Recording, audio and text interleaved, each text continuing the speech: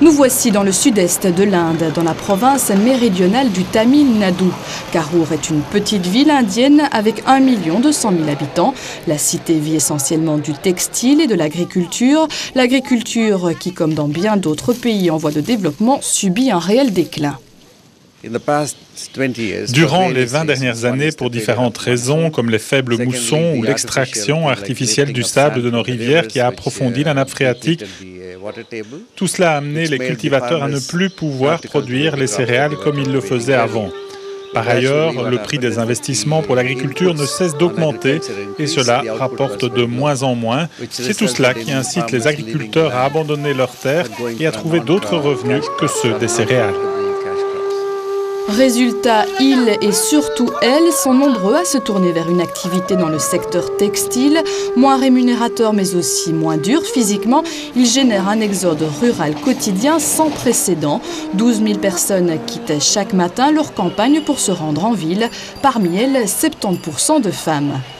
À Karur et dans les environs, l'essentiel de la production textile est destiné à l'exportation vers l'Europe et les États-Unis principalement. Les conditions de travail dans les entreprises exportatrices sont évidemment bien supérieures à celles vécues dans les manufactures qui travaillent pour le marché local. À Karur, Ikea, on ne connaît pas. La plupart des habitants de ce village travaillent dans le textile. Ils sont tous payés à la pièce, embauchés par des recruteurs. Grâce au catalogue, ces ouvriers et ouvrières indiens réalisent la portée de leur travail. Nous n'avons aucune idée de qui vend nos produits, d'où ils sont vendus, ni même à quel prix. Nous, on nous donne du travail, nous le rendons quand il est terminé, ça s'arrête là. On est payé à la pièce, cela peut aller de 3 à 5 roupies la pièce. Tangamani gagne donc en moyenne 1,60 € par jour de travail. C'est exactement le minimum légal en Inde, mais c'est loin, très loin d'être le minimum vital. Il suffit pour s'en rendre compte de voir ces habitations composées d'une seule pièce et sans commodité.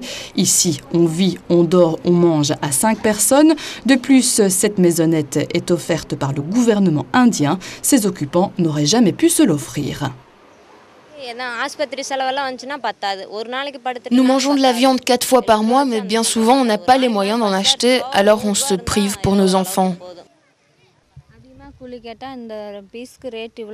Quand on réclame un meilleur salaire, le patron répond que c'est exactement le montant qu'il reçoit. Il ne peut donc pas nous payer plus, sinon l'exportateur risque de changer de fournisseur. J'ai des images de la visite que j'ai faite à Ikea où on voyait surtout les produits qualité of Sweden. Elle est où la Suède ici, le modèle où des gens peuvent vivre avec un salaire très confortable? Ici on parle de moins de 2 € par jour. Alors il n'y a pas de scandale, c'est un système. C'est un système du plus bas salaire et c'est ça qui est à l'autre bout de la chaîne.